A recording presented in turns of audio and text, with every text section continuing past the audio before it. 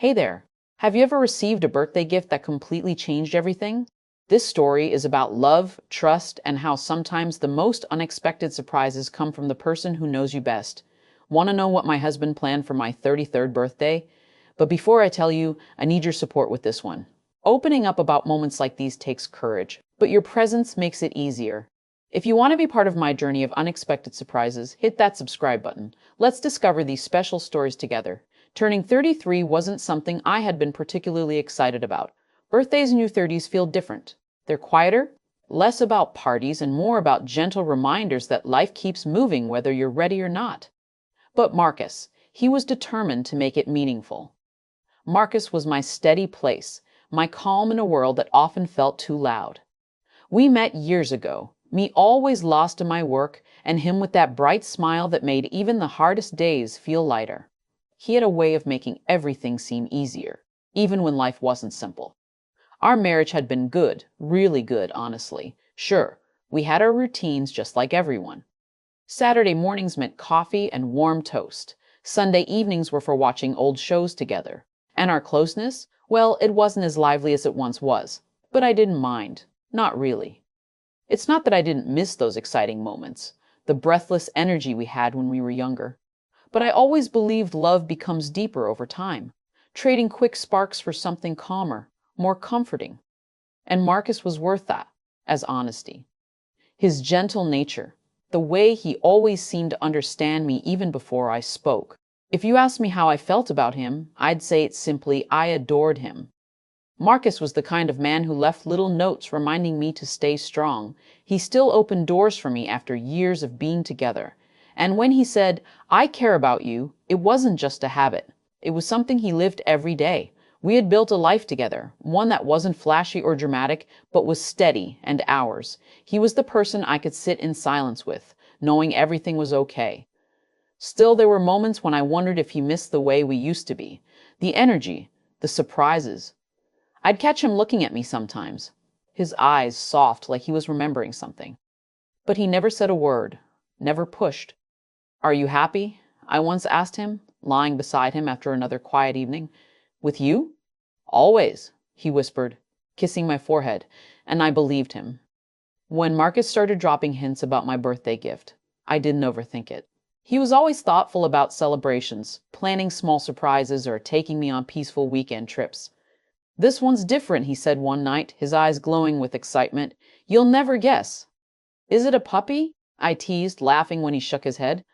Better than a puppy, he said, kissing my cheek. I smiled, trusting his secret. Whatever it was, I knew it would be special because it came from him.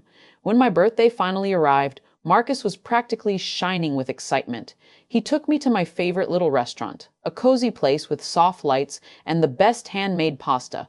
We shared old memories, touched our glasses together, and talked for longer than usual.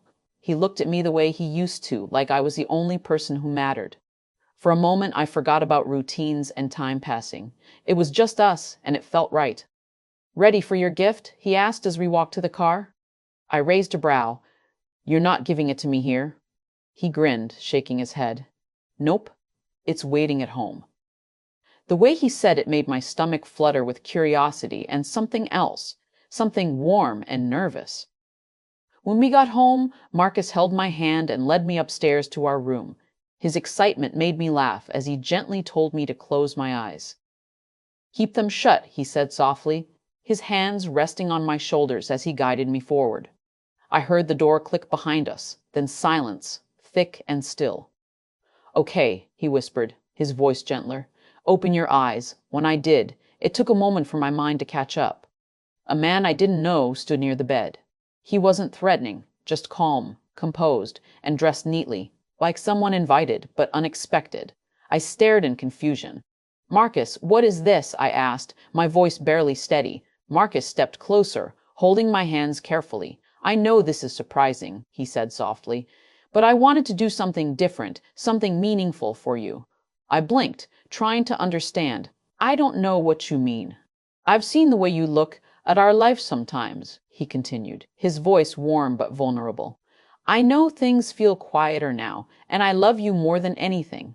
I just wanted to give you an experience you'd always remember. I looked back at the man who waited silently, his expression gentle, almost understanding. My cheeks warmed and my heart thudded in my chest. Time stood still, overwhelmed by confusion, curiosity, and caution.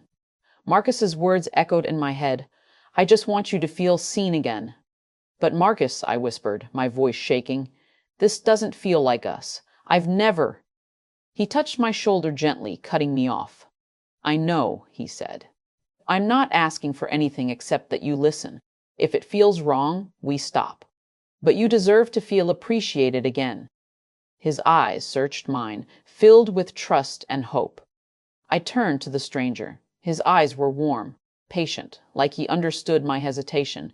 He stood with a softness that eased some of the noise in my chest. Something inside me stirred, a quiet longing for reassurance, for kindness, for connection. My thoughts tangled together, my deep love for my husband, the safety of our life, and the unexpected curiosity about what this moment meant. I don't know, I murmured, looking at Marcus. He brushed a loose strand of hair behind my ear. I'm here with you, he whispered. Trust me. Taking a careful breath, I nodded, though my heart still raced. The stranger stepped forward slowly, respecting my space and stopping a comfortable distance away. His voice was warm and steady. May I speak with you? He asked gently. I nodded without meaning to, something about his calmness settling my nerves. He didn't touch me. He didn't come too close. He simply spoke softly, telling me I deserved to feel valued, telling me he was here only because my husband wanted me to feel supported. His words were soothing, thoughtful, almost poetic. And for a moment I felt my chest loosen. The three of us talked quietly, the room filled only with warm voices and soft breathing.